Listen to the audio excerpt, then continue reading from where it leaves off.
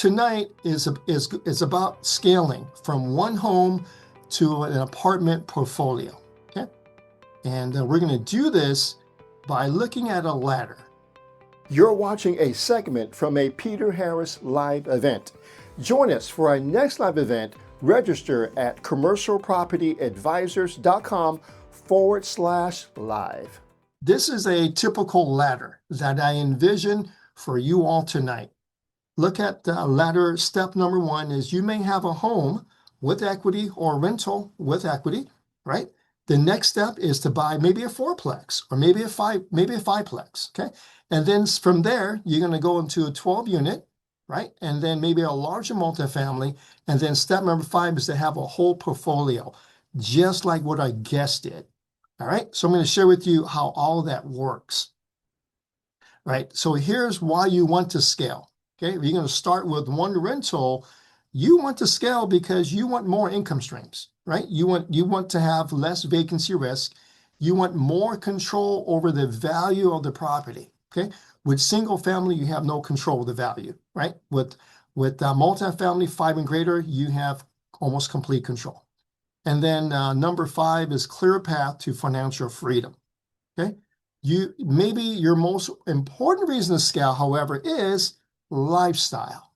Okay, look at these 10 lifestyle benefits of scaling multifamily. So scaling the right way can lead you to these 10 things.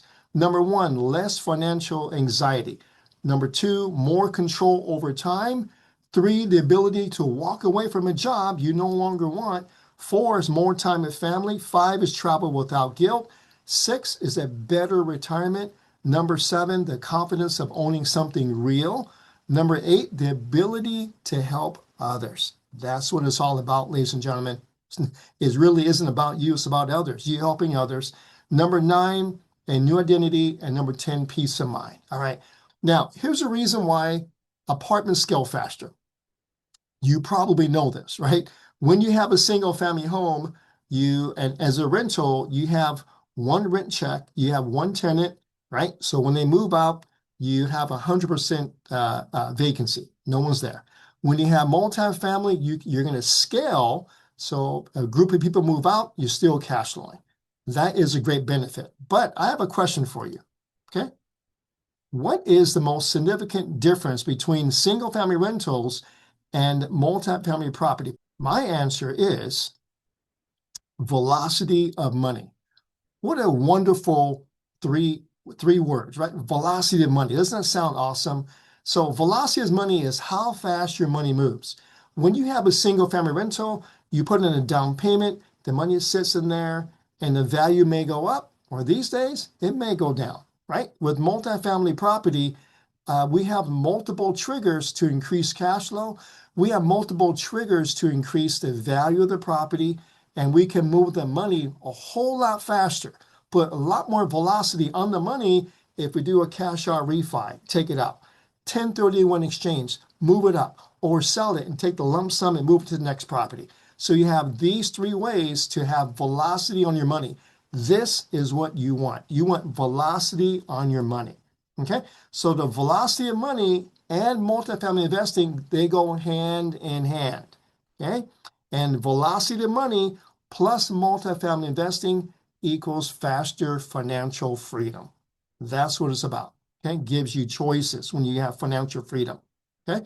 All right, now these are a couple of our students who have done it, all right? We have Dave, we have a couple of multi-millionaires, we have Ken, we have motel to apartment conversion deal. You see that handsome guy in that corner there in the picture?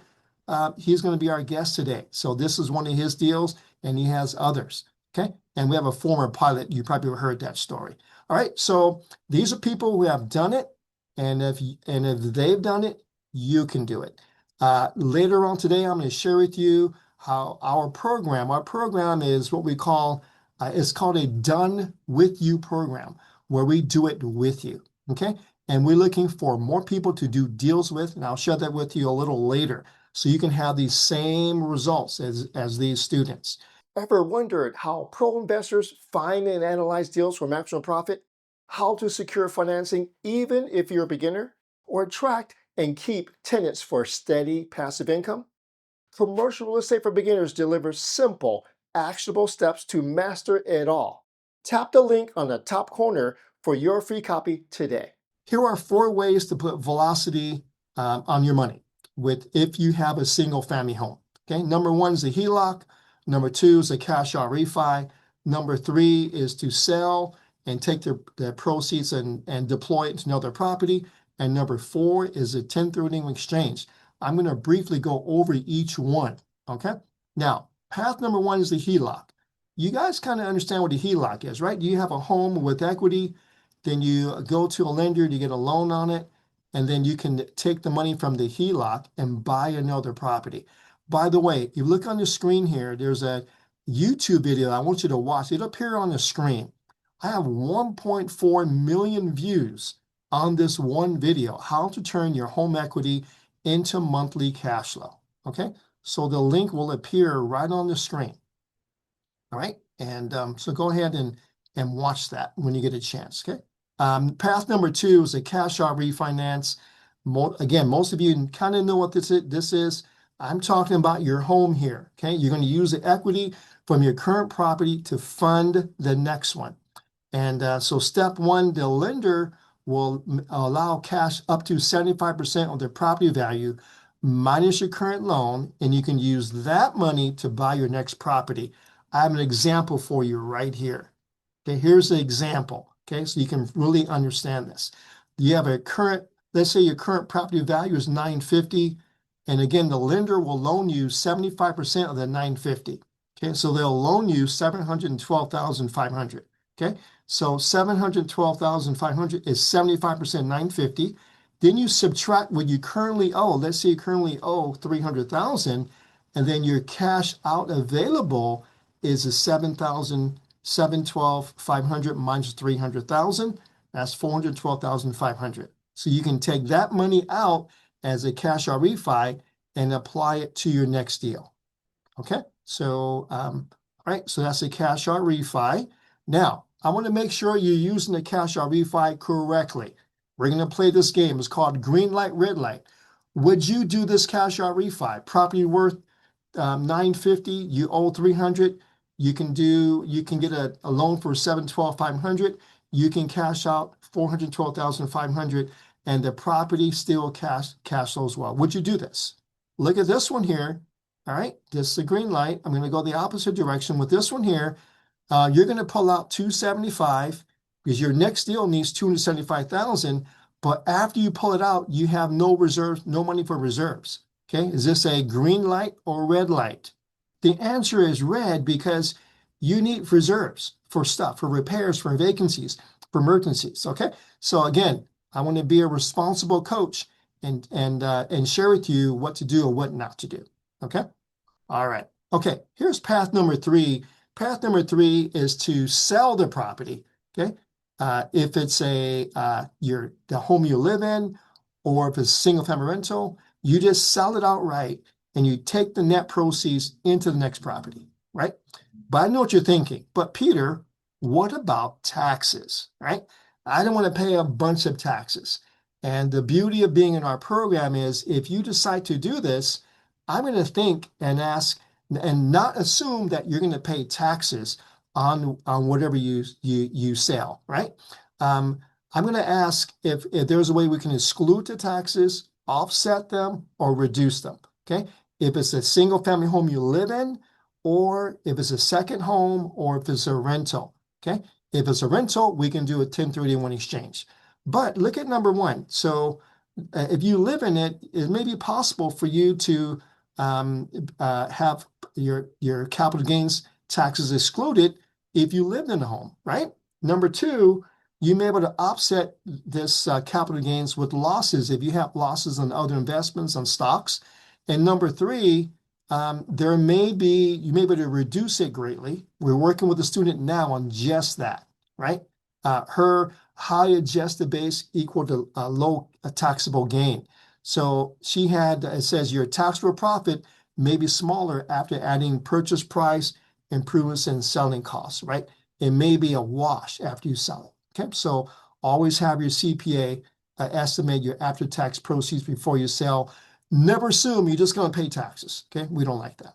All right, here's path number 4, 1031 exchange for beginners. Okay, this is what our guest Jordan did on his properties. He bought a single family home, he had a profit there, and then he sold it, and then he did a 1031 exchange so he would not have to pay capital gains taxes on the sale. He could defer those taxes and in the meanwhile take those profits into a larger property, and I'll show you exactly how he did that. Okay, and by the way, I have a video just on that. Okay, it's called From Single Family to Multifamily with a 1031 Exchange.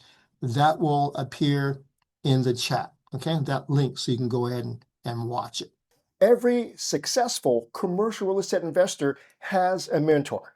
Get mentored by me and my team by applying to be our next protege. Click the top corner.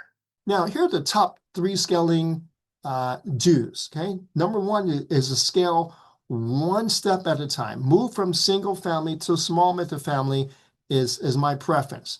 And then you can do larger deals once you get a little more practice. Okay. Number 2, protect your cash reserves. This is one of the main reasons why new investors fail, because they don't put enough money on the side. Okay, so when you're scaling, you need to have money on the side to protect yourself for repairs, for vacancies, and other things. And number 3 is what people never talk about.